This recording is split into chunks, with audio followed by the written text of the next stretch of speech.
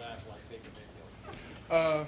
The excitement is very high, just seeing top-notch competition like that. And I know as far as the D-line goes, we're all looking forward to playing against high-level competition just to kind of see where we at, kind of gauge where we truly are and where are some things we need to work on against a top-notch team and what are some things we're good at but could also possibly enhance. So it's going to be fun just to primarily see where we are, not so much as where they are. And how different a challenge will be? Lego was much more of a pocket passer. Mayfield improvises, moves around. How much of a challenge will that be?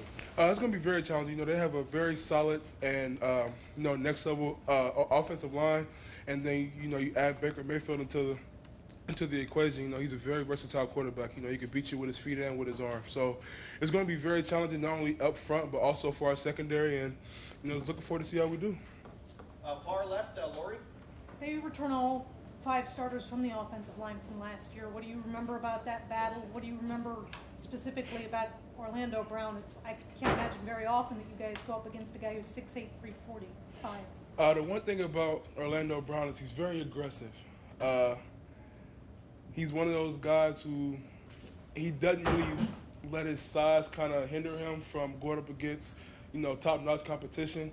He has pretty good feet, great hands. Like I said, he's very aggressive. He'll finish you off, and he's definitely a next level, next caliber type of player. Over here to the right, Clay.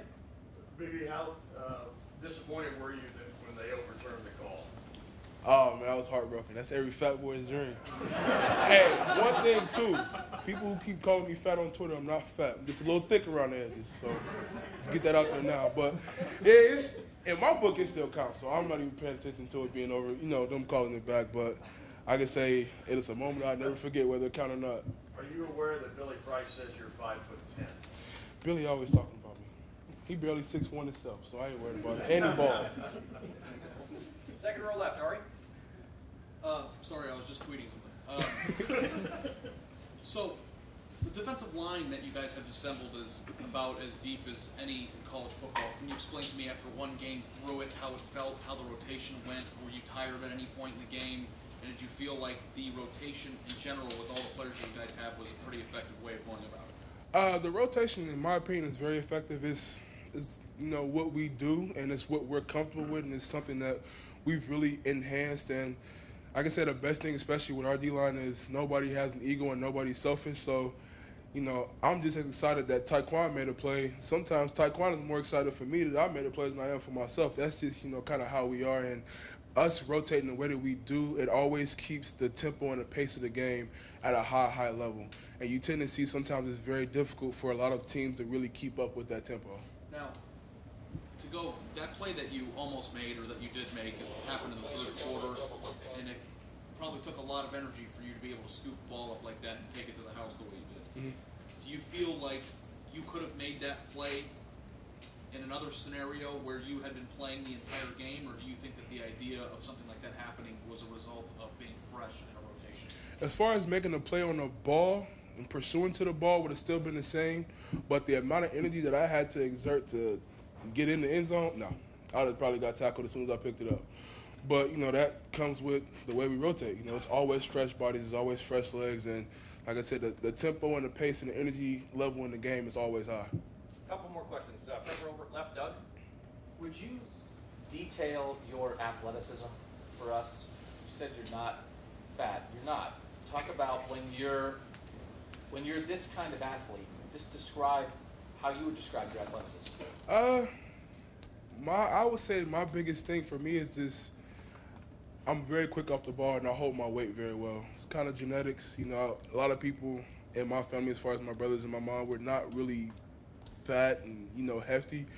But I feel like I hold the weight that I have pretty well. But I'm very explosive through my hips and through my legs in my first step. And with me being as short as I am, at times it makes it harder for a lot of offensive linemen to handle kind of that change-up. For my position, a lot of players are used to, guys that are 3+, 6'4". Well, I'm about 285, maybe 6 foot on a good day. So it really just it's a big change-up, and it really helps also with our rotation just because, for instance, me and Tracy are two different style nose guards. his body type is completely different from mine. So a change up like that is sometimes very difficult for a lot of O-linemen to deal with.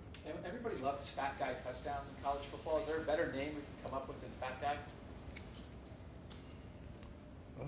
I ain't really thought about that. I just wanted to make sure I said that I wasn't fat. I'm just a little thicker around the edges. And last I question. don't know. I'll think of something. I'll get back to you on that later on. Far left, Bill. Was it an insult that he was trying to steal the ball from you? And also, as a guy who makes a lot of tackles, assess yourself as being hard to tackle or whatever, hard to bring down. No, honestly, I didn't take it so much as an insult. You know, he was doing what he's taught, make a play on the ball more than try to make a tackle. You know what I mean? And, you know, if we didn't practice scoop and score, tuck the ball high and tight, because that's something we do, I know, for, you know, every day in pre-practice before we start practice and while we're in practice. So that was kind of something that I have repped numerous occasions, thousands and thousands of times. But most or like defensive linemen you see might get a scoop and score, they hold it out here or just hold it all loose like this. So his first instinct was to probably try to punch it out, rip it out. That would have been mine too, because that's what he's taught. No, I'm taught high and tight. Sir? How hard are you to tackle?